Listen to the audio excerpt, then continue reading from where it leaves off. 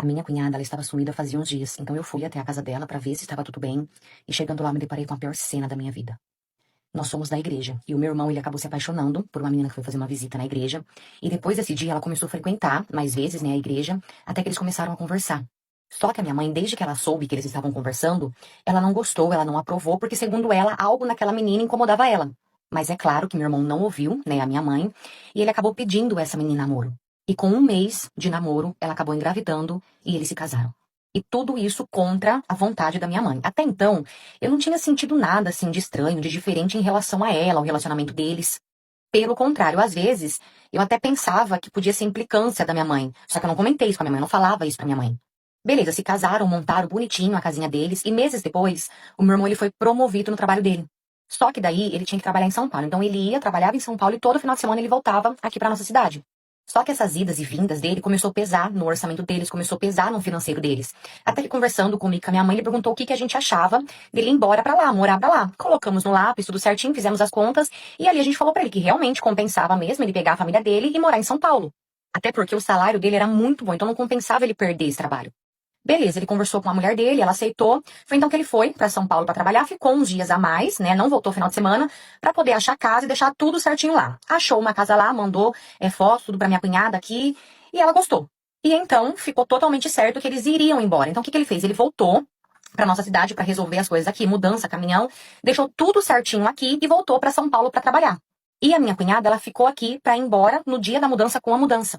Ok, todos os dias, eu e minha mãe, nós ligávamos, né, pra minha cunhada, pra saber se estava tudo bem. Até porque ela estava com uma bebê de 3 meses, então a gente sempre estava ali pronto pra ajudar, a gente sempre ligava, né, pra dar apoio. E ela também sempre ia na casa da minha mãe. Foi então que ela sumiu por 2 dias. Ela não foi na casa da minha mãe, ela não atendia celular, ela não respondia mensagem. Só que na correria, dentro desses 2 dias que ela ficou sumida, eu não consegui ir até a casa dela. Mas quando eu vi que realmente ela não estava respondendo, saí do meu trabalho à noite e passei na casa dela. Cheguei lá, chamei, chamei, chamei e nada. Até que a bebê começou a chorar. Nisso eu comecei a gritar mais alto, buzinar e nada. Dizendo, cheguei na casa dela, chamei, chamei, chamei e nada. Só que a bebê começou a chorar. Quando a bebê começou a chorar, eu comecei a gritar mais alto, chamando ela, comecei a buzinar e nada.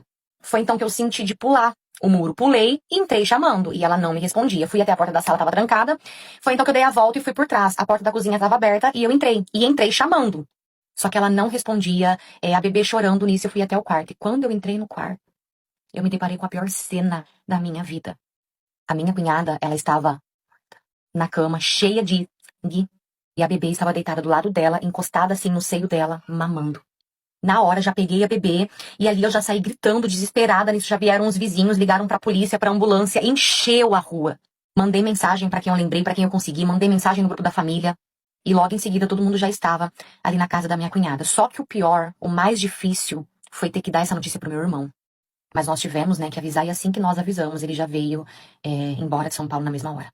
Mas resumindo, a minha cunhada, ninguém sabia, só que ela tinha um ex-psicopata que não aceitava o fim do relacionamento e muito menos que ela estivesse casada, formado uma família com outro. E ela traía o meu irmão com ele. E depois que nós vimos, né, o celular, as mensagens, ali nós entendemos melhor.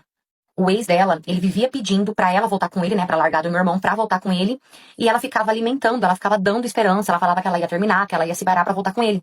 Mas quando ele descobriu que ela estava pronta pra ir embora, de mudança e tudo, ele não aceitou e ele acabou tirando a vida dela.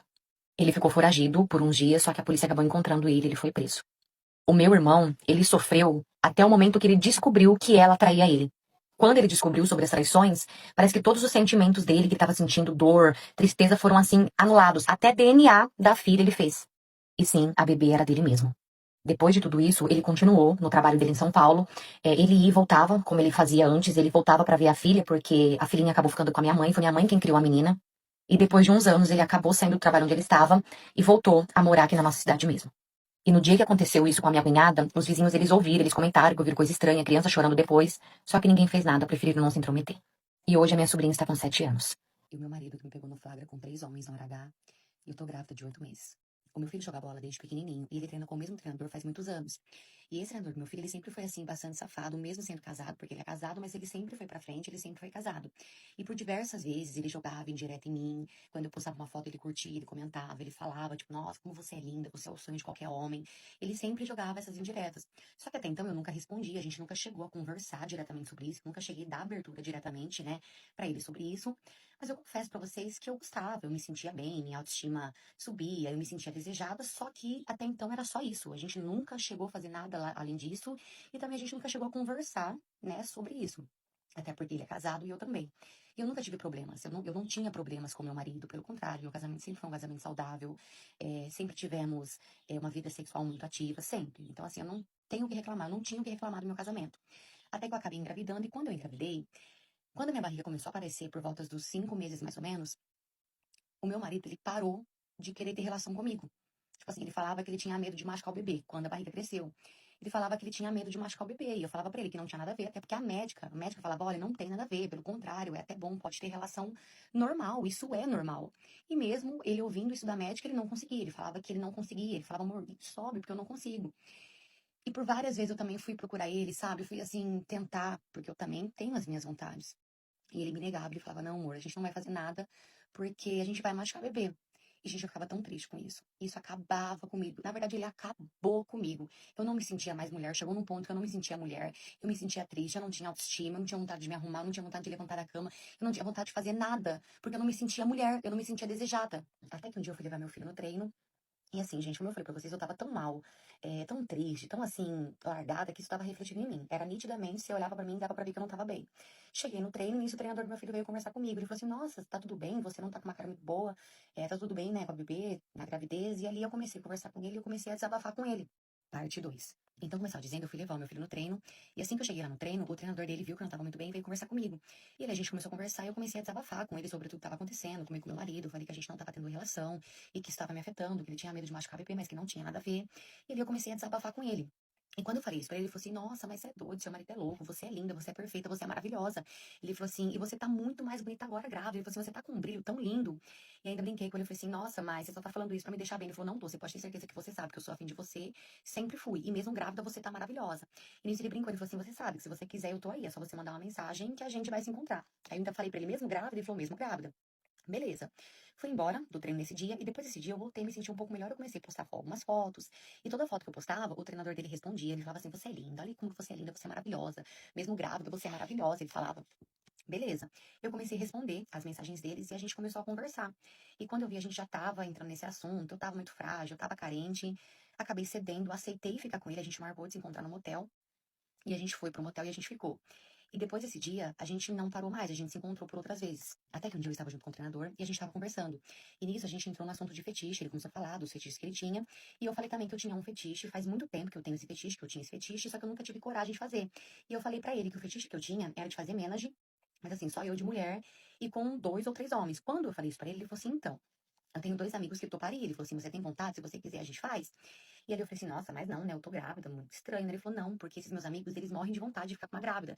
Então, assim, seria perfeito. E, gente, na hora da loucura ali, na hora da, sabe, do tesão ali, eu acabei aceitando.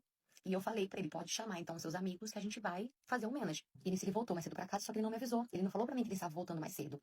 E no dia que ele chegou em casa, infelizmente, ele me pegou no flagra com os 3 ali fazendo o menage na hora H. E, gente, eu tô grávida de 8 meses. Quando ele viu aquilo, quando eu vi aquilo, eu já queria morrer, eu queria morrer. Quando ele apareceu na porta, que ele viu aquilo, ele voltou pra cozinha com uma faca. E nisso ele foi pra cima dos meninos pra tentar meter faca nos meninos. Até que os meninos conseguiram, 2 seguraram ele, tiraram, né, desarmaram ele, tiraram a faca da mão dele e conseguiram ali segurar ele e tiraram a faca dali. E nisso eles se trocaram e já foram embora. Quando eles foram embora, o meu marido sentou no chão e ele começou a chorar. E ele chorava muito, muito, muito, muito, muito. Só que eu achava que, sei lá, era por mim ou algo assim. Só que não, gente. Quando ele começou a falar assim: olha o que vocês fizeram com a minha filha. Vocês machucaram a minha filha, por que você fez isso com a minha filha? Tipo assim, ele começou a falar que os caras abusaram da filha dele. Tipo assim, nada a ver. Ele não tava nem aí comigo, ele não tava preocupado comigo, se eu dei pra 3 caras, se eu traí ele. Não. A preocupação dele era somente a nossa filha. Porque na cabeça dele abusaram da criança. Olha só. E claro que a gente brigou bastante, ele pegou as coisas dele, foi embora de casa. E desde então a gente não conversou mais, a gente nunca mais falou desde do tempo que ele foi embora de casa. Ele pede pra mãe dele, pra irmã dele mandar mensagem pra saber como eu tô, porque atualmente eu tô de 9 meses, a qualquer momento minha bolsa pode estourar e eu posso ganhar. Mas assim, a gente não conversou mais. E eu vou falar pra vocês, eu não sei se eu me arrependo. Eu não sei se eu me arrependo porque eu tô com raiva. Eu tô com raiva porque ele não se importou comigo, ele não tá nem aí pra mim. Eu acho que esse homem nem gosta de mim, gente. De verdade, eu sinto que ele não gosta de mim. Então assim, eu não sei se eu me arrependo, não. Não sei se eu me arrependo, muito pelo contrário. Aqueles homens me fizeram me sentir mulher de novo, sabe? Não, não foi ruim. Foi bom. Não deu pra fazer tudo, porque meu marido atrapalhou, chegou na hora. Mas não me arrependo. Não sei se eu me arrependo. E sobre meu filho, A gente não contou pra ele sobre o treinador, a gente não passou isso pra ele, até porque tem coisas que os nossos filhos não precisam saber. Eu tirei ele de lá, claro, inventei uma desculpa, na verdade a gente inventou uma desculpa, a gente tirou ele de lá, mas ele não sabe o real motivo e a gente também não quer contar. E ele respeita isso. Pelo menos essa parte do meu ex-marido, eu falo pra ele que se eu pedir, ele faz. Então, assim, eu sei que ele não vai falar. Mas não sei se eu me arrependo e não sei se meu casamento tem salvação mais. Eu realmente acho que, infelizmente, acabou.